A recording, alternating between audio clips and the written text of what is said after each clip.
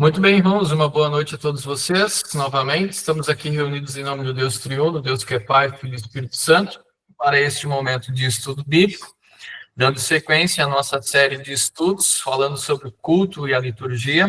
Estamos no estudo 4 hoje, no nosso segundo e terceiro, no primeiro e segundo estudo, nós falamos um pouco mais a respeito do culto, a teologia do culto, como Deus nos chama e nos reúne ao redor dele mesmo, para que ele possa nos servir e para que também possamos dar uma resposta ao seu gracioso amor.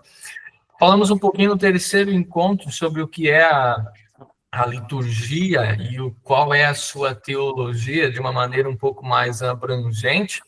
E hoje nós queremos tomar uma ordem litúrgica como exemplo para nos aprofundar um pouquinho mais a respeito dessa teologia da liturgia. Queremos dar uma olhada, então, para a liturgia e as suas partes, observar como é que a liturgia ela auxilia e é como, ou funciona como uma serva de Deus, vamos dizer assim, dentro do serviço divino, dentro do culto. Como sempre, fiquem à vontade para comentar aí, para abrirem o microfone, fazerem as suas perguntas, o chat também está aí. Pastor Marcos está conosco também, fique à vontade, pastor, para fazer aí os seus comentários. Muito bem, irmãos.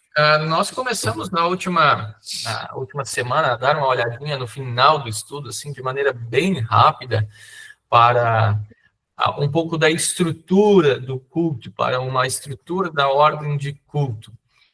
E hoje nós queremos dar sequência nisto. Eu chamo a atenção aqui, primeiramente, um pouquinho, para o nosso inário luterano. Por quê? Nós não temos apenas uma única ordem litúrgica, nós temos mais de uma ordem litúrgica. E se vocês forem dar uma olhadinha, por exemplo, no nosso inário luterano, esse que eu coloquei aí para vocês é a edição de 2016, que é a versão com partituras, voltada mais para os músicos, mas não quer dizer que é somente para os músicos, né? Temos a edição letras também, que é só o texto ali dos hinos. Mas eu chamo a atenção para toda a riqueza de um inário. Um inário não é só hinos, mas um inário ele nos promove muitos outros conteúdos. Coloquei aí a foto da primeira página do índice deste inário. Vocês podem ver ali que a gente tem várias ordens litúrgicas, ordem principal do culto 1, 2, do culto 2 com linguagem contemporânea, matinas, vésperas, outras devoções da manhã, da noite, melodia para canto dos salmos, documentos confessionais da nossa igreja, outras orações, enfim, uma série de coisas que a gente pode usar no nosso dia a dia, para os nossos momentos devocionais. E aí, obviamente, também os hinos, que são uma boa pedida. Eu lembro de um professor que comentava que teve um ano que ele fez as devoções dele baseadas nos hinos, porque os hinos podem nos servir muito bem também como uma oração. Então, temos aí um conteúdo riquíssimo.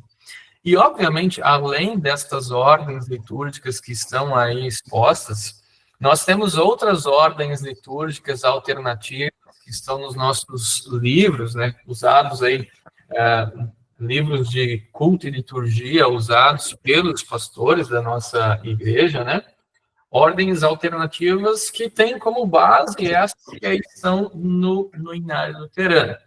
E, bem, o exemplo que eu quero trabalhar com vocês hoje, para a gente falar um pouquinho mais sobre a liturgia e suas partes, vai ser a partir da ordem do culto principal 2, que está aí no inário, e com alguns pequenos adendos da ordem principal 1, que não estão presentes na 2, mas que eu gostaria de mencionar, porque numa liturgia antiga elas estão sim presentes, e porque são coisas interessantes também de nos darmos a conta daquilo ali. Bem, como eu mencionei para vocês na semana passada, aí está a ordem do culto principal 2, o culto dividido, alguns dividem ele em 5 partes, mas a grande maioria o faz em 3 partes, a preparação, o ofício da palavra, a liturgia da palavra, e a terceira parte, que é a liturgia, o ofício da Santa Ceia. E aí estão todos os tópicos da liturgia e do culto, por assim dizer. Eu mencionei para vocês na semana passada que o culto antigamente não começava com essa parte da preparação, que é a de invocação. Ele começava direto lá no introito, que depois a gente vai entender melhor o que é. Essa preparação, ela ocorre para o culto. O momento de confissão, absolvição, enfim, acontecia de maneira particular com os pastores e tudo mais, né? Como houve uma decrescente do uso, né, dessas questões, da confissão particular, então a igreja adotou a medida de trazer também essa parte da preparação para o culto, que é muito importante, a gente vai perceber um pouquinho melhor. Bem, começando então, a gente vai dar uma olhadinha para a primeira parte do culto, que é essa preparação. Bem, a preparação, ela começa com um hino de invocação.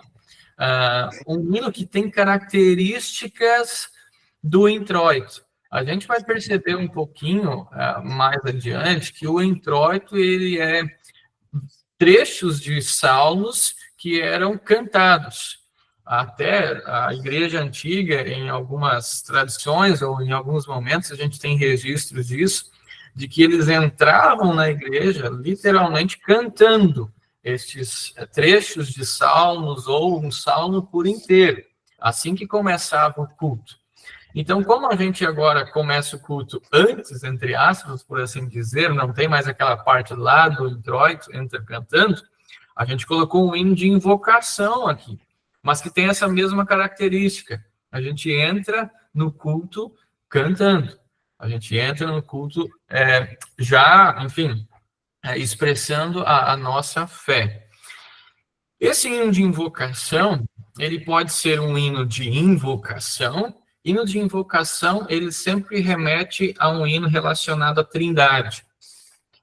Se vocês observarem lá no Inário depois, os hinos, eles são divididos por temáticas. Justificação pela fé, santificação, hinos que têm a temática do batismo, das cantas-ceia, louvor e adoração, trindade, cruz, e todos esses temas estão lá. Hinos de Natal, hinos de Páscoa, de Pentecostes, de Epifania, de Advento. É indicado, então, que o hino de invocação ele tem essa característica de ser um hino do tema da Trindade, ou de adoração, ou ainda relacionado à época litúrgica. Por exemplo, não se quer dizer que isso é um pecado, tá? Mas, se você está no Pentecostes, dificilmente você vai cantar um hino de Natal. Se você está na Páscoa, dificilmente você vai cantar um hino de Natal. Os temas dos hinos são diferentes. O período litúrgico ele está promovendo uma outra reflexão, vamos assim dizer, que vai chegar lá também, mas então é indicado que a gente escolha um hino também relacionado à época litúrgica que nós estamos vivendo. E de preferência também, se assim for possível, que conduza ao tema do dia, ao tema do culto daquele dia. Bem, depois do hino de invocação, que conforme vocês perceberam na nossa congregação, a gente entra, os pastores, em conjunto com os acólitos, e a congregação se coloca de pé. O nosso próximo ponto da liturgia, da preparação aqui, é a invocação. Ainda que, às vezes, aqui no meio, nós costumamos fazer uma saudação. A gente se vira para a congregação e faz uma saudação. Essa saudação não está inclusa na liturgia. A gente faz assim para não chegar, né? Opa, vamos começar agora, né? Nem para dar um bom dia para o pessoal, uma boa noite. Mas, às vezes, as pessoas estranham um pouquinho quando elas vão para algum outro contexto de igreja e, às vezes, lá o pastor não faz. Então, eu lembro no seminário lá, com a primeira semana que a gente esteve lá, as nossas devoções e os nossos cultos, nenhum deles tinha uma saudação, né? Do jeito que os professores entravam, eles já davam seguimento no culto, né? Mas, então, fica só esse comentário ali. Bem, sobre a invocação, aqui tem coisas muito interessantes. É uma coisa que parece extremamente simples ali no início do culto. Em nome do Pai, do Filho e do Espírito Santo. E a congregação responde dizendo, amém. Só que tem muita coisa bonita e importante relacionada a esta simples invocação. Por quê? Bem, se a gente for prestar atenção, antes de tudo, esta é a fórmula batismal. Quando a gente está olhando para a invocação, a gente está sendo lembrado das palavras pelas quais ou nas quais a gente foi batizado. As palavras que Jesus usou, né, e destinou e ordenou a sua igreja para batizarem utilizando esta fórmula, em nome do Pai, e do Filho e do Espírito Santo. Então, o culto ele já nos começa lembrando assim, ó, essa é a comunhão dos batizados. Essa é a comunhão dos crentes que está aqui reunidos. E já começa sendo uma lembrança para nós também. Opa, eu sou um batizado. Eu sou batizado. Isso é uma coisa muito importante. Além disso, invocar o nome do Pai, do Filho e do Espírito Santo relaciona-se com aquilo que Paulo escreve em Colossenses, no capítulo 3, versículo 17. Eu tenho a Bíblia aberta aqui em mãos, lá está escrito assim: e tudo que fizerdes, seja em palavra, seja em ação, fazei-o em nome do Senhor Jesus, dando por ele graças a Deus, o Pai. E por este ato, né, da invocação, que pode ser acompanhado do sinal da cruz, a igreja invoca a presença daquele que a si mesmo se revelou como um só Deus em três pessoas. Trata-se de uma invocação, não de um convite ao culto. Portanto, tendo em vista seu caráter sacrificial, o liturgista, ou seja, o pastor, que fala em nome da congregação, ele se une ao povo de Deus nessa prece invocatória, voltando-se também para o altar. O pastor está junto com a congregação, né, na invocação, porque ele também, antes de ser pastor, é um filho de Deus batizado. Além disso, a invocação, ela é uma confissão de fé. E esse aqui é um ponto muito bacana relacionado à invocação. Porque aqui nós estamos dizendo para o mundo, nós estamos reunidos aqui em nome do Deus triuno. É a este Deus que nós estamos prestando culto. Ao Deus único e verdadeiro. A gente nomeia para o mundo em nome de quem nós estamos reunidos. Então, se alguém quisesse nos perguntar assim, qual é o Deus de vocês? Em nome de quem que vocês estão reunidos aqui para cultuar, para dar esse culto, prestar esse culto? Nós já estamos dando a resposta lá no início do culto. Em nome do Pai, do Filho e do Espírito Santo. E aí tem um autor, que não é o Martinho Lutero, mas é o Lutero de Red, ele fala assim, sobre a invocação. Na invocação, nós expressamos formalmente a nossa consciência da presença de Deus. Colocamos-nos nessa presença e invocamos a bênção divina sobre o serviço que se deve seguir. Confessamos a nossa fé na Santíssima Trindade, por cujo culto estamos reunidos. Chamamos solenemente Deus para testemunhar que estamos reunidos em seu nome. E nesse nome oferecemos todas as nossas orações, louvores e ações de graças. Sobre a invocação, alguma pergunta, comentário? Não temos, né? Mas vejam só, partícula pequena aparentemente ali, mas que tem muita teologia ali, tem muita coisa sendo ensinada, sendo testemunhada. Nada daquilo é por acaso. Bem, seguido, em caso de batismo... Pastor, deixa eu só... Não é pergunta nem comentário, mas eu vi numa liturgia, anos atrás, um pastor usou o momento da invocação, ao invés de usar a palavra invocação, ele usou as palavras declaração trinitária. Uhum. Tem a ver com confissão de fé, né? Declaração, acho que expressa mais o fato de estarmos confessando algo nessa hora do que a palavra invocação. palavra invocação, dependendo do contexto em que ela é usada, ela remete a outras coisas, assim, né? Ou depende de como você conhece ela, pode talvez ser uma palavra um tanto, eu vou dizer, esquisita para esse momento ali, né? Como assim, você está invocando o quê, né? Nesse sentido, né? Sim, com certeza. E esse comentário, pastor, obrigado por ter feito ele. Ele me fez lembrar de uma outra coisinha aqui bem interessante. Certa vez eu li um artigo em que um pastor, ele escreveu esse artigo e ele fazia uma crítica até a mudanças de fórmulas de invocação.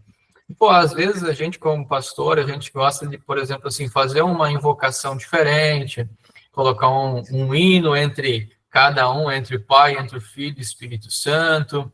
Ele falou, há coisas possíveis de serem feitas, mas a gente tem que cuidar com algumas outras, né? Exatamente para que se permaneça essa declaração de uma confissão de fé, e até porque Cristo assim o fez. Eu lembro de uma vez que um pastor fez uma invocação, ele fez assim, nós estamos aqui reunidos invocando a presença de Deus Pai, de Deus Filho e de Deus Espírito Santo. E aí um certo professor nosso disse assim, essa é uma invocação que, na verdade, ele confessou uma heresia. Existe uma heresia trideísta na igreja que fala de 3 deuses. O Deus que é Pai, o Deus que é Filho, o Deus que é Espírito Santo. Ele falou, a nossa invocação, conforme Jesus a ensina, ela remete a um Deus só em 3 pessoas. Por isso que é Pai, Filho e Espírito Santo. Aí ele sempre brincou com a gente, assim, porque nós, pastores, às vezes temos esse costume de, às vezes, involuntariamente falar em nome do Deus Pai, em nome do Deus Filho, em nome do Deus Espírito Santo. E ele chamou a atenção para a gente. Digam como Jesus ensinou, é até mais pequeno e mais fácil, né? Em nome do Pai, do Filho e do Espírito Santo. Coisa interessante. Valeu, pastor. Obrigado pelo comentário. Ricardo? Sim, só fazer um comentário, na verdade, do slide anterior, né? A maioria das pessoas não tem o costume, né, de fazer o sinal da cruz, mas quem tem o costume, né, é uma coisa que eu aprendi lá no passado, né? Quando a gente junta os 3 dedos aqui para fazer o sinal da cruz, justamente a gente está falando da Trindade, né? Uhum. Então tem um simbologismo, né, que nos lembra disso, né? Nos lembra do batismo também. Então só comentário aí. Com certeza, o sinal da cruz é algo importante. Muitas pessoas acham que os luteranos não fazem o sinal da cruz, mas o sinal da cruz é um testemunho, também uma confissão da nossa fé. Tanto que, quando nós estamos... É comum que quando nós estamos fazendo algo no culto relacionado à Trindade, invocação, glória pátria, que é também algo trinitário, a confissão de fé, que a gente faça o sinal da cruz. E aí, quando a gente faz o sinal da cruz, para nós, aqui em cima, né, na testa, vai para o peito, à direita e depois à esquerda. Quando os pastores fazem em caráter sacramental, vocês já devem ter percebido que é ao contrário, o pastor faz de cima para a esquerda, que é para a direita de vocês, e depois ao contrário, né? Isso para dar essa diferença também, que o sinal da cruz é proclamado e anunciado sobre vocês também em relação à Trindade. Muito bem. Por sinal, ao contrário do católico, né? Que o católico faz da esquerda para a direita. O luterano faz da direita para a esquerda, né? Justamente por ser uma vez o pastor explicou isso, não sei o que, pro coração, né? Agora eu não vou lembrar direito, mas eu lembro que ele explicou que era pro sentido do coração sempre. Que a palavra entra no nosso coração. Alguma coisa assim. Aí eu nunca mais esqueci dessa diferença. Ótimo. Bem, nós seguimos aqui e, se eu, por exemplo, vamos ter um batismo público na igreja, nós temos 2 indicações em 2 momentos que a gente pode fazer isso dentro do culto. Aqui, logo depois da invocação, ou depois da oração geral da igreja. É mais aconselhável, e nós, pastores, preferimos fazer aqui. Por quê? Desde o início da história da igreja cristã, a participação plena no serviço divino, no culto, na palavra e sacramentos, era apenas para os batizados. Os que não eram batizados sempre foram muito bem acolhidos na comunidade dos cristãos. Mas o batismo sempre foi tido como um sacramento que traz a pessoa para dentro do povo santo de Deus. Então, nada melhor do que deixar o batismo aqui, no momento em que é a preparação ainda para o culto. E ainda prestando atenção que logo na sequência vai vir um momento de confissão de pecados. Essa questão aqui, irmãos, isso influencia até com respeito à posição da pia batismal na igreja. Em muitas igrejas nossas, a gente vai perceber que, geralmente, no nosso contexto aqui, a gente vê aquela tríade, assim, né? O altar, púlpito, onde é a palavra, e aqui a pia batismal. Mas existem muitas igrejas nossas que têm a pia batismal na entrada da igreja, na porta de entrada. Tanto que quando vai ocorrer esse batismo no início do culto, todo mundo vem para a entrada da igreja, para a porta da igreja. E aí tem o batismo e agora a gente vai para o culto. O batismo coloca a pessoa dentro do serviço divino.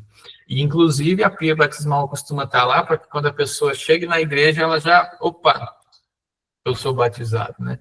Para lembrar ela do seu batismo também. Seu Hartwig? Pastor, só para colaborar um pouco nesse assunto aí do momento do batismo, né? Bom, eu sou luterano da IELB desde que eu nasci, né? E coisa e tal. Então, eu, de criança, eu sempre via os batizados sendo feitos depois do sermão, né? Mas isso foi sempre, em todos os lugares que eu ia na igreja, podia ser na minha paróquia ou em alguma outra, sempre depois do sermão. Até um dia, eu já não era mais criança, aliás, fazia bom tempo que eu não era mais criança, aí eu fui convidado para ser padrinho de um sobrinho que mora em Schroeder, né? Aliás, ainda sou padrinho dele. E nesse batizado, pastor, quem fez o culto foi o pastor Zenk, né? Ele já é falecido.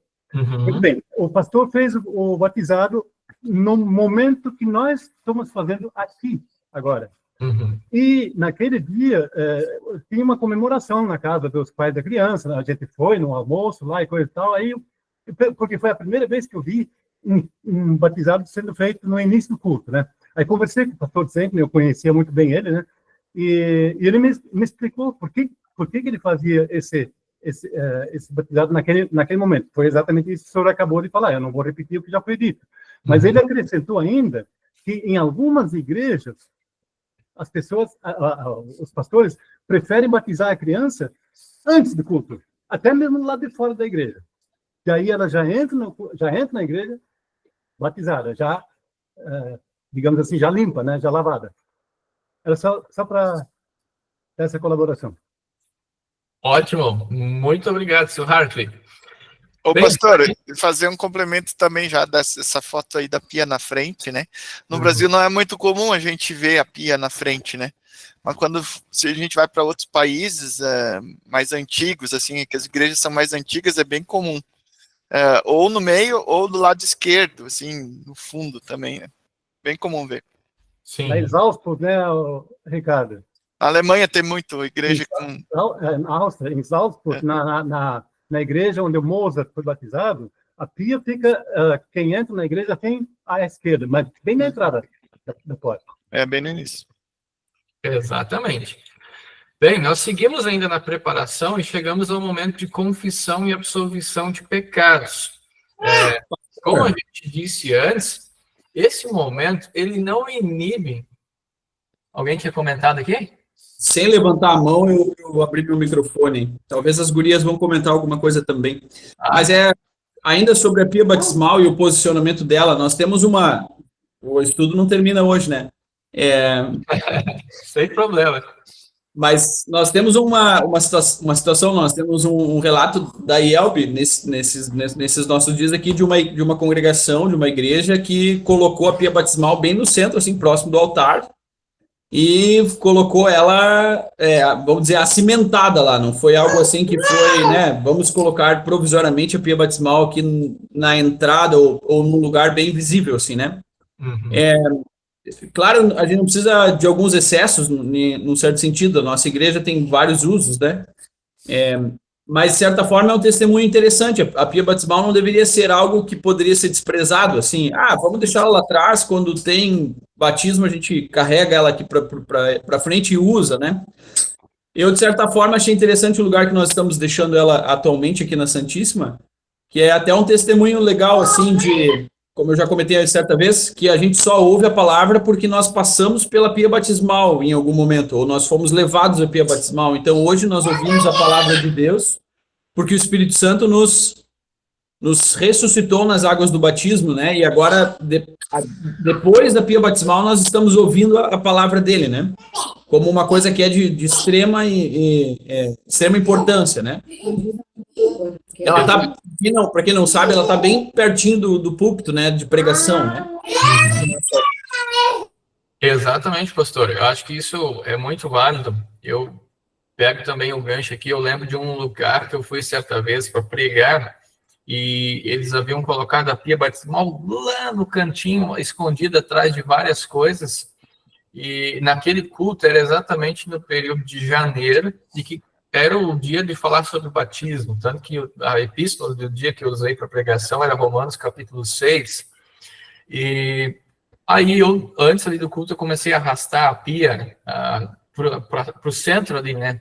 Para ficar visível para as pessoas, assim, né? E aí a pessoa que arruma ali a igreja, ela falou, pastor, mas por que tu vai tirar a pia daí hoje? Vai ter batismo? Eu nem era pastor ainda, né? Eu era estudante do seminário. Vai ter batismo hoje? Eu falei, não vai ter batismo. Mas, pastor, aqui já tem uns 5 anos que a gente não tem batismo nessa igreja, né? Por isso que a gente já botou lá para já não atrapalhar o pessoal aqui quando eles vêm para o altar. Eu falei, hoje o meu intuito é que realmente ela sirva para atrapalhar as pessoas, que eles até trupiquem nela. Mas eu quero lembrá-los de que eles são batizados. E quando eles forem vir para o altar, eles vão ter que passar exatamente do lado dela, né? Eu coloquei ela meio que no centro, que as pessoas, então, viessem numa fila passando de um lado e voltassem na fila passando do outro. Mas vejam como tem teologia, irmãos, em todas as coisas dentro da nossa igreja. A própria infraestrutura da igreja, ela testemunha uma teologia. E isso é muito importante a gente se dar conta dessas coisas. Bem, a gente está na preparação falando sobre confissão e absolvição de pecados. Uma coisa curiosa aqui, existe as rubricas. Rubricas são as indicações de ações do culto, vamos assim dizer, né, em miúdos, né? As rubricas do culto ou da liturgia luterana, elas também nos indicam que, por exemplo, a gente percebe isso em algumas igrejas, e na igreja antiga acontecia isso, que esse momento todo de preparação aqui, ele ainda acontecia na parte baixa da igreja, vamos dizer assim. Nem o pastor subia no altar. Todo esse momento de invocação, de confissão e absolvição de pecados, e o próprio pastor, ele não subia no altar. Ele só ia subir no altar depois para anunciar e proclamar a absolvição. Por quê? A gente vai entender um pouquinho melhor agora. A confissão e a absolvição de pecados, ela envolve basicamente 3 partes, podemos dizer assim, divididas entre 2. Uma alocução confessional, um momento de confissão de pecados e a absolvição de pecados. Bem, sobre a exortação confessional, o que é aquilo? Ela é uma pequena mensagem que, por meio da qual os pastores, né, através da correta aplicação de lei evangélica, querem nos fazer refletir sobre a nossa vida, sobre o fato de sermos pecadores e muitas vezes e vivermos vida pecaminosa, de estarmos cometendo pecado e ser ali, então, aquele momento, um convite, um chamado para confessarmos o nosso pecado e confiar na palavra e promessa de Deus que em Cristo Ele nos perdoa. Alguém, certa vez, disse que esse momento é como limpar os pés antes de entrar em casa. Por isso que o pastor e ninguém sobe no altar. a gente está limpando os pés antes de entrar em casa, vamos dizer assim. E isso vale, de certo, para toda a igreja. Nós estamos na preparação para começar o culto, de certa maneira. E aí, uma coisa interessante, sobre a confissão de pecados, o momento que a gente faz aquela oração de confissão. As rubricas também da liturgia, elas sugerem uma prática que há muito tempo foi esquecida, assim, um pouco na nossa igreja. E claro, que nem o pastor Marcos já comentou, a gente precisa entender os nossos contextos. Mas a rubrica sugere que, por exemplo, aqui todos estivessem ajoelhados. A gente fazer a oração ajoelhado. E aí, claro, nós pastores, a gente não vai como congregação agora botar a lei, todos se ajoelhem, porque a gente sabe que tem pessoas que têm dificuldades para fazer isso. Mas há igrejas que o próprio banco da igreja tem uma estrutura na parte de trás do banco para que a pessoa possa se segurar e se ajoelhar. E tem tipo uma almofadinha assim embaixo, promovendo esse momento de ajoelhar-se para confessar os seus pecados. Essa não é uma lei, essa não é uma regra, mas é algo muito interessante no sentido de ter reverência diante do Senhor. O pastor Marcos, eu lembro que em um culto ele já convidou as pessoas para se ajoelharem. É uma prática bem interessante nesse sentido. Bem, sobre a confissão de pecados, é o ofício das chaves acontecendo ali ao pé do altar, tal como o Senhor Jesus Cristo concedeu à sua igreja para que ele fosse administrado. Eu chamo a atenção para o caráter trinitário na oração. Quando a gente olha para a oração de confissão de pecados, ali não é um momento para fazer uma longa lista de pecados. Pequei nisso, naquilo. Não. Ali é um momento para confessar. Se eu sou pecador, eu estou arrependido e eu creio no perdão que há em Cristo. E a oração tem esse caráter de se colocar diante do Deus que é Pai, Filho e Espírito Santo. É sacrificial. Então, o oficiante também se coloca diante do Senhor. Por isso que o pastor também está lá confessando os seus pecados. Sobre a absolvição. Bem, a absolvição, talvez agora é o momento, então, que o pastor vai subir os degraus do altar. Porque a absolvição, ela já tem um caráter sacramental. O pastor, ele anuncia, e mais do que apenas dar um anúncio, mas ele faz uma proclamação em nome de Cristo. Ele proclama em nome de Cristo o perdão de pecados aos que confessam o seu pecado e confiam no perdão que Cristo conquistou para toda a humanidade. E aí eu coloco até o texto e a indicação do anúncio do perdão de pecados que nós pastores costumamos fazer. E diz assim: tendo ouvido a confissão que fizeram como ministro da palavra de Deus, chamado e ordenado, anuncio a graça de Deus para vocês, e por ordem de Jesus Cristo, em nome dele, lhes perdoo todos os pecados, em nome do Pai, do Filho e do Espírito Santo. Só pastor chamado e ordenado pode proclamar esse anúncio de perdão aqui. Quando você ainda não é chamado e nem ordenado, você não pode proclamar o perdão desta maneira, certo? E Martinho Lutero nos lembra que ali é como se o próprio Cristo estivesse falando pela boca do pastor, pela boca do ministro. É como se o próprio Cristo estivesse anunciando: eu te perdoo todos os teus pecados. Bem, irmãos, até aqui a parte da preparação. Nós queremos entrar agora na segunda parte, a parte que fala sobre o ofício da palavra. E nós não vamos conseguir dar cabo de toda a liturgia hoje, mas nós já vamos começar aqui a entrar nessa segunda parte, que também é bem interessante. Aqui, propriamente, na segunda parte, no ofício da palavra, aqui a gente começa o culto. Na igreja antiga, o culto começava aqui. Com o quê? Com um introito, salmo ou hino apropriado. O que é essa palavrinha introito? Bem, a palavra introito, ela vem do latim e significa entrada ou começo. E pelo que se lê, o próprio nome já indica que essa é a parte inicial do culto. É também a primeira parte variável do culto, o primeiro dos assim chamados próprios.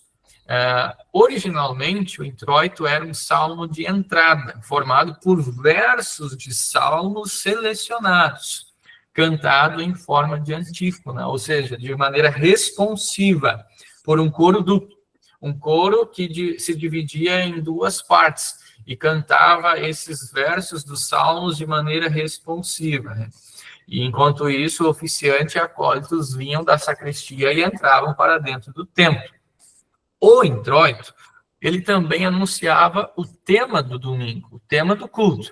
Atualmente, na série trienal que nós usamos, o salmo do domingo, ele exerce essa mesma função. E assim sendo, é costume ler o salmo com o introito. A leitura pode ser tanto responsiva, como em uníssono. E eu chamo a atenção para esse responsiva. Responsiva é diferente de intercalada. Por exemplo, na Congregação Santíssima, e no nosso contexto ielbiano, a gente usa muito a maneira intercalada. O pastor lê um versículo e a congregação lê outro. Responsiva, você olha para a estrutura do salmo, ali como nós o temos no texto bíblico, porque o salmo ele tem esse caráter poético. Então, às vezes, dentro de um mesmo versículo, você tem as duas partes ali. E o responsivo, muitas vezes, é essa divisão ao meio dos versículos. É isso que é responsivo. Ou ainda, nesse momento, um hino pode ser cantado em lugar do salmo. Nós temos adotado em nosso meio, e é uma prática da IELB, como temos essa parte, então, toda da preparação que veio para cá agora, a gente costuma usar ali, então, um salmo como uma opção de introito. Mas nós temos outras sugestões de introitos, que são textos bíblicos formados a partir de versos dos Salmos, textos de Isaías e também do Novo Testamento. E, em muitos momentos, o que nós pastores também fazemos este introito, que pode ser um salmo ou hino, a gente faz ele de maneira falada com a congregação, como também a gente pode fazer ele de maneira cantada, uma salmodia, às vezes a gente diz. E eu até coloquei aqui para vocês, está um pouquinho pequenininho, mas é o exemplo da salmodia que eu conduzi no dia do culto jovem, alusivo ao centenário da Gelst. Ali eu peguei um salmo, a gente tem melodias para cantar os salmos, e aí a gente encaixa essas melodias, tem as sugestões para o tipo de salmo, a melodia indicada. E naquele dia, então, eu peguei uma melodia e fiz, então, o salmo ali todo, como vocês podem ver. Eu cantei o oficiante, então, canta toda a parte do salmo, a congregação entra lá embaixo no Glória, cantando na mesma melodia, e aí se repete no final a antífona, que a antífona é tipo assim, ela te dá a dica do tema central do salmo e do dia. Aqui, foca nesse aqui, esse versículo ele vai nos dar o tema central da coisa, ok? Bem, depois do salmo, como vocês já perceberam, nós sempre costumamos, então, cantar o Glória Patri, que é o Glória ao Pai, e o Kyrie, o Senhor tem misericórdia. E bem, um pouquinho mais sobre essas duas partes aqui. Sobre o Glória Patri. Ele é uma continuação ou uma conclusão do introito. Ele é chamado também de uma pequena doxologia. E é um dos textos litúrgicos mais antigos que a gente tem registro dentro da igreja cristã. Percebam, irmãos, que quando a gente está falando de questões de liturgia, a gente não está falando de uma questão que é apenas dos romanos, dos católicos, dos anglicanos, dos presbiterianos, dos luteranos. Não, essas coisas estão alicerçadas na história da igreja cristã. São coisas que já vêm antes de tudo isso. E bem, o Glória Patri, ele foi inclusive usado na igreja cristã primitiva para combater heresias, como a heresia do arianismo. Um sujeito chamado Ário, ele levantou a tese de que Jesus Cristo não era da mesma substância do Pai, ou seja, que Jesus Cristo não era verdadeiro Deus. E aí a igreja, naquela época, se levantou e combateu essa heresia e disse, não, Jesus Cristo é verdadeiro Deus e verdadeiro homem. E o Glória ao Pai é uma maneira de dar uma resposta frente a essa heresia, dizer glória ao Pai e ao Filho e ao Santo Espírito. Todos os três são verdadeiramente Deus aqui. O canto está mostrando aqui, né? E é uma confissão de fé, então, na doutrina da Santíssima Trindade, com um destaque para a divindade de Cristo. Depois, a gente vai para o Kyrie, também algo muito interessante. O Kyrie significa Senhor. E alguns até argumentam, será que ele seria uma segunda confissão de pecados? Porque a gente está cantando, Senhor, tem piedade de nós.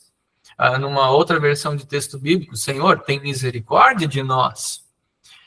Mas pode ser isso, como é ainda mais. Ele é um fragmento de uma antiga oração grega.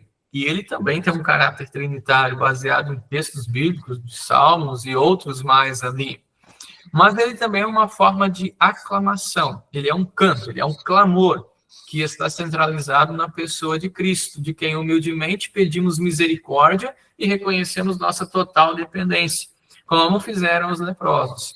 Ele também se assemelha ao famoso Hosana, que está presente em vários salmos, que significa, ó Senhor, salva-nos. E por ser de caráter sacrificial, o pastor também, nesse momento, ele está voltado para o altar. Eu vou mais um pouquinho só ainda, irmãos, se a gente já vai finalizar, gostaria de passar aqui até antes das leituras bíblicas, e de imediato, depois do Kyrie, nós temos aqui o Gloria in Excelsis. O Gloria in Excelsis é outra pérola preciosa que a gente tem dentro da liturgia. Enfim, um canto que vocês conhecem muito bem. E alguns destaques a partir desse Gloria in Excelsis. Bem, ele é um hino de louvor. E ele é uma das partes também mais antigas do culto. E parece que se originou na liturgia da Igreja Oriental. O grande Glória, como também é chamado, exalta o Deus Trino por sua obra. Temos registros de que esse canto do Glória, ele já era usado, por exemplo, no IV século.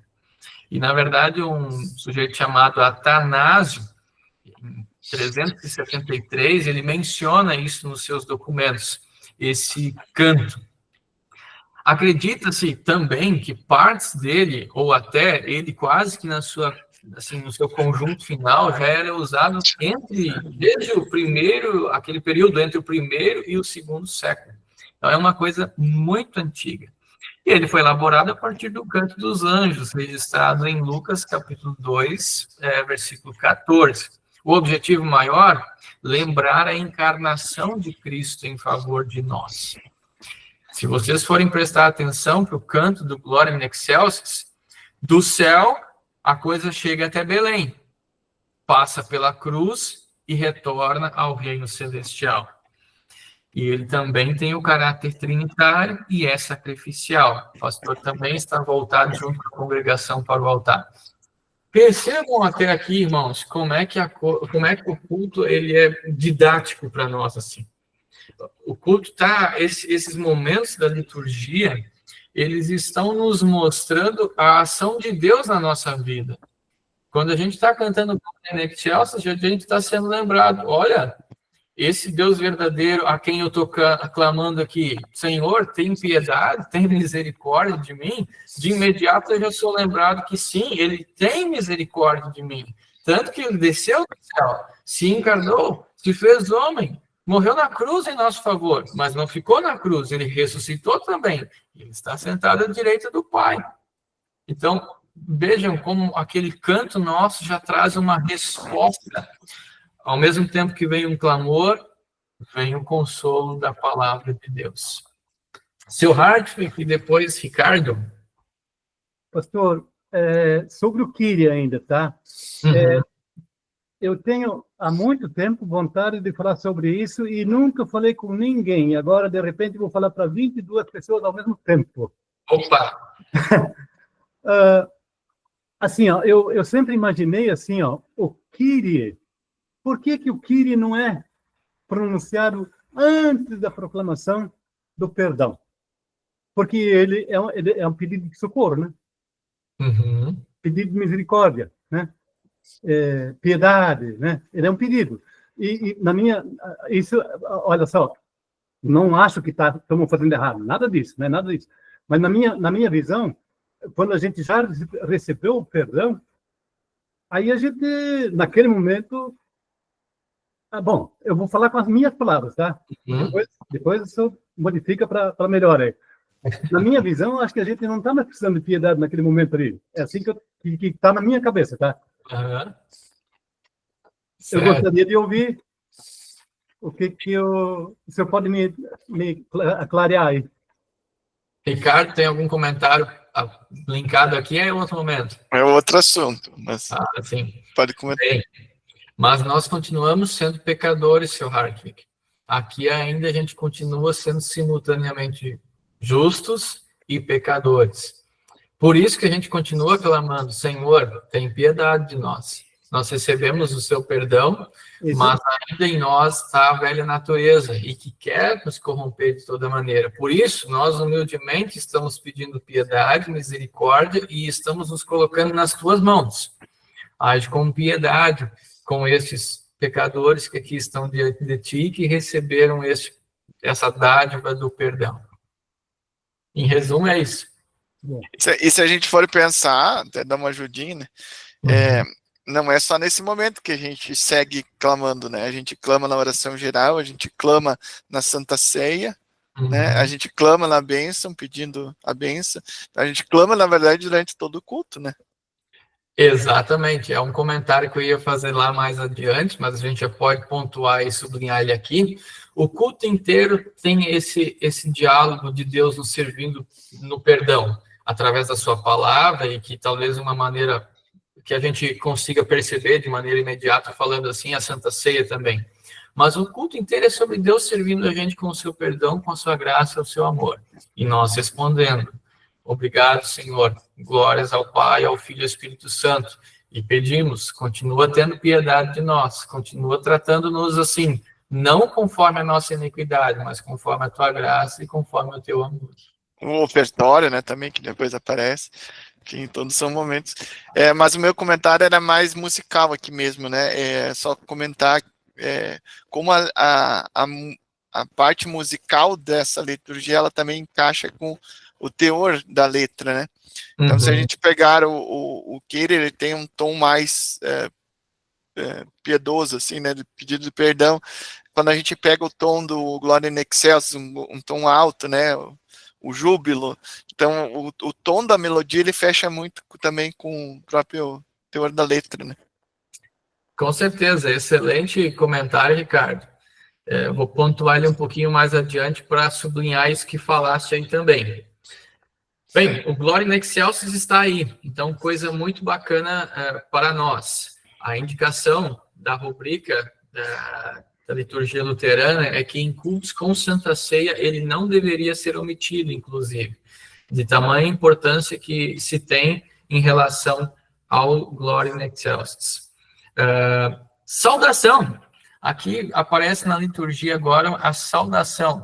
Talvez esse seja um momento estranho para as pessoas, assim, saudação, mas poxa vida, o pastor já não falou bom dia para todo mundo, por que agora ele vai fazer uma saudação para nós? Bem, irmãos, a saudação, ela é um momento em que a congregação e o ministro se saúdam antes de se unirem em oração. Além disso, não são palavras dirigidas a Deus, mas às pessoas, são votos recíprocos. E elas também nos direcionam ou encaminham para um momento novo dentro do culto. Opa, vem outra coisa agora. A gente recebeu o perdão, a gente iniciou o culto, louvamos ao Senhor, agraciados aqui também, nos saudamos agora, até porque essas saudações também têm raízes bíblicas. Fazem parte daquelas saudações e daqueles votos que o povo de Deus faz um para o outro dentro do texto bíblico também. E elas estão nos mostrando, agora vem uma coisa nova por aí. Inclusive, o apóstolo Paulo ele também fazia bastante uso dessas saudações. Ok?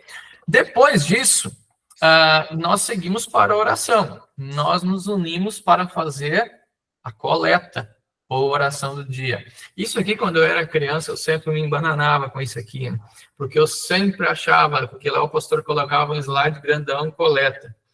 E aí eu pensava, poxa, coleta tem a ver com dinheiro agora? Mas coleta não tem a ver com dinheiro. Não é um momento de ofertas aqui ainda. Coleta significa o quê? O nome coleta tem algo a ver com o verbo coletar, pois esta oração ela pretende ser uma reunião dos anseios de toda a congregação em torno da temática do dia. Por isso também se chama de a oração do dia. Há uma coleta para cada domingo e muitas coletas especiais. Elas nos preparam para as leituras bíblicas que já estão chegando ali e o tema do dia. Muitas dessas coletas vêm do tempo de São Jerônimo, teólogo cristão e tradutor da Bíblia ao latim, que viveu por volta de 420 depois de Cristo. Elas foram traduzidas do latim. Claro que nós, no nosso livro de liturgias, temos opções que foram também adaptadas, e geralmente elas se constituem de 5 partes. Olha só que coisa interessante, a gente percebe assim que é uma oração pequena, ela não tem o objetivo de ser a oração geral ali, e mesmo assim ela pontua 5 coisas importantes. Ela tem uma invocação, uma base para a petição, um pedido específico ali, a petição como tal, o propósito ou benefício desejado, para que nós estamos pedindo isso, Senhor Deus? E uma conclusão doxológica, que praticamente se repete em todas elas, e que também é trinitária. Bem, depois da oração do dia, que nos preparou para as leituras bíblicas, a gente vai, então, para as leituras bíblicas. E quando nós estamos, então, falando de leituras bíblicas, eu gostaria de perguntar para vocês, tá bom até aqui hoje? Tranquilo? A gente pode parar aqui, e aí a gente continua na semana que vem. Que aí na semana que vem a gente continua a partir daqui das leituras bíblicas e consegue manter o fio da meada aqui para a gente não se esquecer do que vamos falar aqui agora. Aqui é um momento novo que está chegando dentro do culto, por assim dizer. Sobre o que nós vimos até aqui, algum outro comentário, irmãos? Alguma outra dúvida? Alguma outra pergunta? Pastor Marcos, algum comentário? Não, pastor, tudo jóia. Muito legal as explicações aí. Parabéns, né, de antemão pela dedicação e por esclarecer muita coisa para nós. Beleza, obrigado. Eu que agradeço a companhia aí. E os momentos de luz.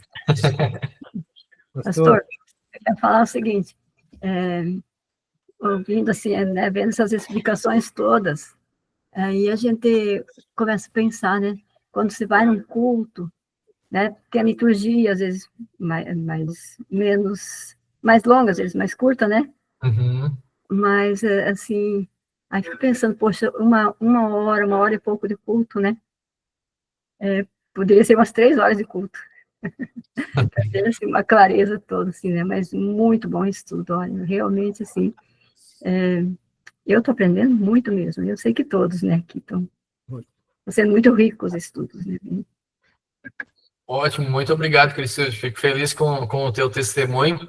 Realmente, quando a gente começa a olhar para esses detalhes, que às vezes a gente no culto, a gente entra no automático. E às vezes a gente não se dá conta da preciosidade que é aquele momento. E, opa, passou. Quando a gente tem a oportunidade de recapitular algumas coisas assim, ser lembrado novamente por quanta coisa bacana que está acontecendo e que envolve uma simples oração, como a oração do dia, a gente, poxa, o culto, nada está acontecendo por acaso ali. Tudo tem um porquê, e tem um porquê que está baseado na palavra de Deus, na graça e na misericórdia de Deus. Muito.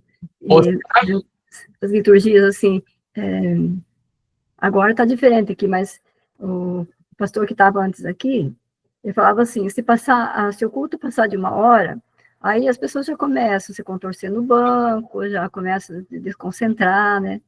Eu acho que não, né? Alguns pode ser. Mas, assim, então, cortava muito a liturgia. Por exemplo, na Santa Ceia não tinha liturgia nenhuma, né? Só falava umas palavras que, assim, nada errado, né? Mas é tão bonito quando é feito assim, uma liturgia mais cheia, assim, né?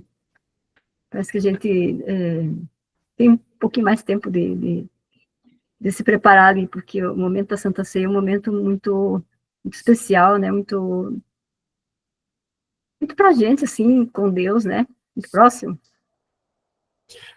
Com certeza, Cecilde. Um professor meu, ele sempre dizia, não deixem as pessoas apenas com o esqueleto, deixem eles também com a carne e a banha. Verdade. Deixem o culto por inteiro. É bom ver as coisas todas assim.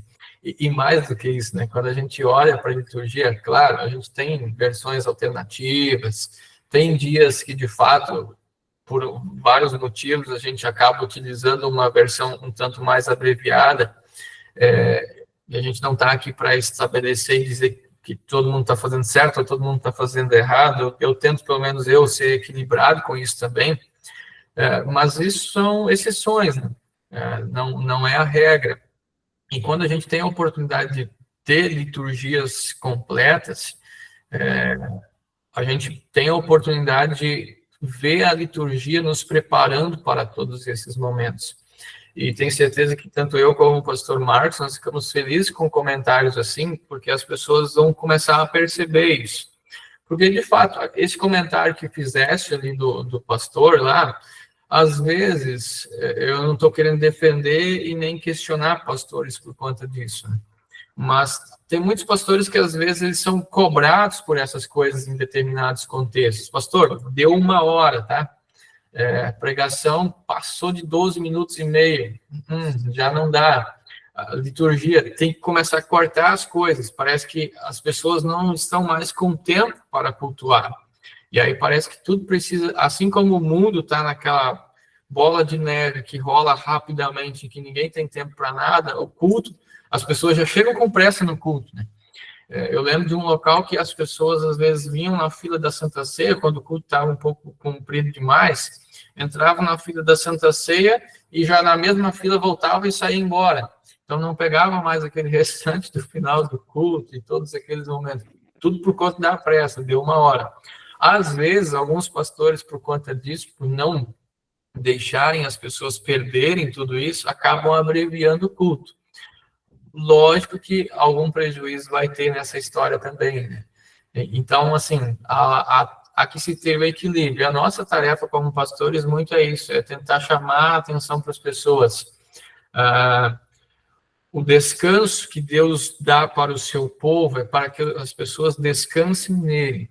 E descansar envolve parar e ouvir a voz do Senhor, envolve parar e ser servido pelo Senhor. Não dá para passar pela mesa do Senhor correndo. Ele chama a gente para se reclinar à mesa dele. Então a gente senta e faz as coisas com calma. Oscar, depois Ricardo. Pastor, a gente só ficou com uma dúvida aqui na questão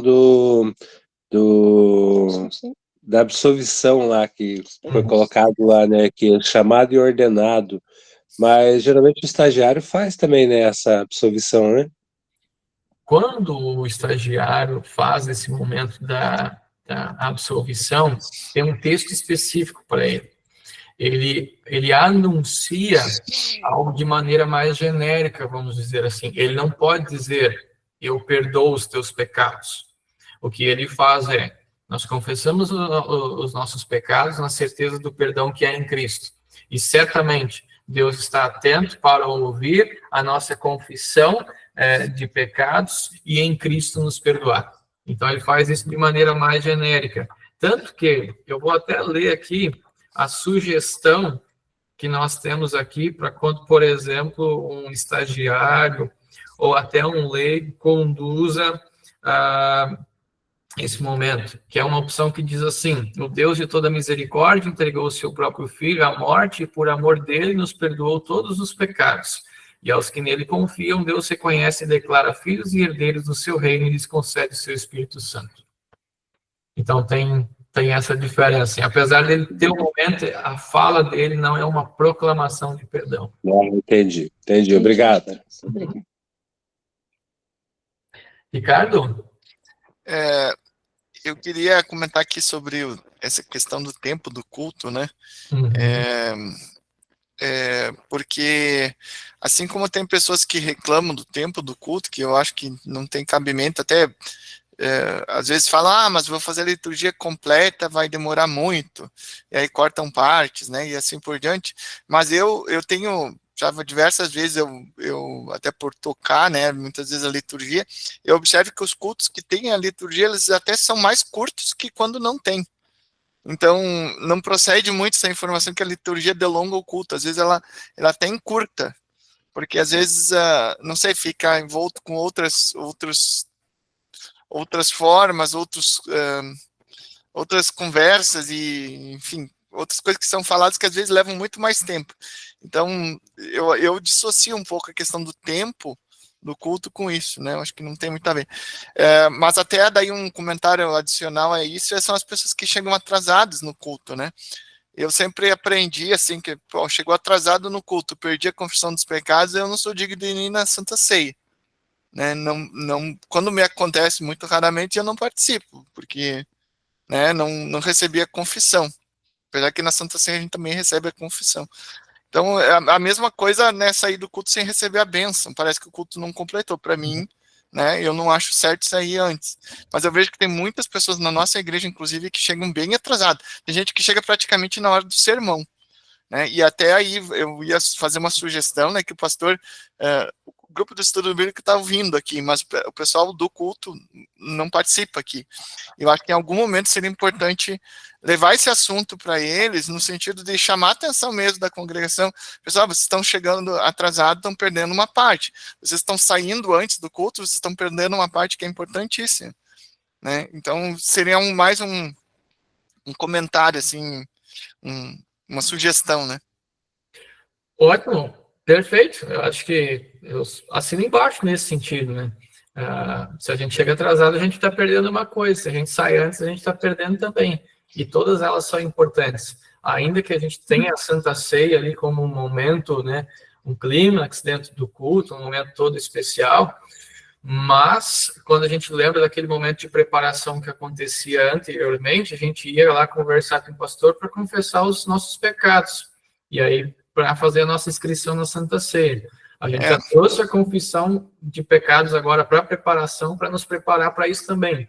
Algumas liturgias, eu já vi acontecer, dos pastores colocarem a confissão lá antes da Santa Ceia. Mas eu prefiro, e é mais aconselhável, que ela fique ali onde ela está. Até porque, como a gente também disse, querendo ou não, o culto vai tendo de novo esses momentos e essas oportunidades para confessar os seus pecados até lá na Santa Ceia. Agora, de fato, não dá para a gente... não podemos negar ou deixar de dizer que se a gente perde a confissão de pecados e a absolvição, a gente está perdendo, sim, uma coisa muito importante. Porque... o que a gente aprendeu de ser digno, né? O ser digno na Santa Ceia, né? Claro, envolve um monte de coisa, mas inclusive isso, né? Você ter confessado teus pecados, ter se arrependido, né? E eu vejo que as pessoas às vezes vão de forma muito mecânica e elas não refletiram sobre aquilo. Ainda mais se perderam um pedaço do culto, né? E um outro comentário que eu queria fazer, pastor, daí em relação a missa alemã, né, que a gente ouve tanto falar na época da Reforma, que Lutero manteve a missa alemã. Isso aqui é a missa alemã? O que é a missa alemã? Nós temos partes da missa alemã aqui, sim. Até porque, como eu mencionei antes, várias partes aqui do culto, elas já vêm antes de tudo isso. Elas vêm antes da organização que a Igreja Católica trouxe. Já vem lá da Igreja Primitiva. E aí a Igreja Católica também continuou utilizando. Quando Lutero faz a reforma da missa ali, e aí tem ali a de 1525, ele tira aquilo que ele considera como algo que, vamos dizer assim, que estava inibindo essa compreensão de que Deus vem no culto nos servir, de que, na verdade, o culto é um serviço de Deus para nós. Portanto, várias dessas coisas, como a gente percebeu ali, Gloria in Excelsis, o Kyrie, isso também está lá presente. Essas coisas continuam lá. É que eu lembro das aulas de história, né? O professor de história falava, Lutero implementou a missa alemã, ele falou. Aí eu fiquei na dúvida se era essa, vamos dizer, essa ordem do culto ou era alguma coisa anterior ainda, né? Temos coisas aqui, sim, com certeza. Tem coisa conectada. Seu Tá. Hart? E assim, pastor, muito legal o seu estudo, tá? Porque ele trouxe a argumentação bíblica, né? Que eu acho que é uma coisa que às vezes eu já fui pelo menos perguntado por algumas pessoas não luteranas, por que o luterano tem que fazer liturgia, né? Se o luterano é evangélico, ele não deveria fazer liturgia. E eu nunca consegui dar uma explicação certa, mas aqui foi legal, porque veio embasamento bíblico, né? Claro, se a gente for perceber, irmãos, a liturgia do nosso culto, se a gente olha lá no Inário, inclusive, em várias partes dessas do culto, em cima estão as referências bíblicas. Da onde que foi extraído esta parte, de quais textos bíblicos vieram isso. E claro, essa liturgia não é inspirada por Deus no sentido de, como eu disse, Deus desceu do céu e disse aqui, tá esta ordem de liturgia para vocês usarem. Mas ela é construída e firmada sobre a palavra de Deus. É texto bíblico. As próprias saudações, aquela coisa simples ali, que não é nem o diálogo com Deus, mas é entre ministro e congregação, são as saudações que vêm do texto bíblico. Então, ela é construída sobre o texto bíblico. O texto bíblico é o alicerce para a liturgia. Então, bem importante, sim. Posso falar, pastor? São Hartwig. Isso, pode, com certeza. Pastor, ainda falando sobre o que, digamos assim, nos une ou nos compara à Igreja Católica, eu posso falar um pouco porque a minha nora é católica, né? Uhum. E ela é praticante, ela estuda bastante, né? E eu sei que as leituras bíblicas que nós fazemos no domingo no culto, na Igreja Católica, está sendo exatamente a mesma. Uhum. Ou nós obedecemos a deles, ou eles a nós, não sei, mas existe uma igualdade, é igual. Essa vai ser a deixa para a semana que vem, porque a gente vai começar a falar exatamente sobre isso na semana que vem. Então, isso tudo que eu falei. Beleza? Ótimo, maravilha. Irmãos, feliz por vocês estarem aí conosco. Com certeza o comentário do Ricardo é válido. Queremos levar isso para todas as pessoas, para que elas tenham consciência de quão importante é tudo isso aqui que está relacionado ao culto. Eu vou encerrar, então, a nossa transmissão aqui desta noite, deste estudo. Não conseguimos finalizar dentro de 4 estudos bíblicos, mas não tem problema. Nós estamos estudando aqui. Na verdade, praticamente estamos olhando 2 temas em um aqui, né? O culto e a liturgia. Então, temos aí conteúdo muito rico para a gente explorar ainda para a semana que vem. Ok? Deus abençoe a todos vocês. Deus também abençoe todos aqueles que irão acompanhar este estudo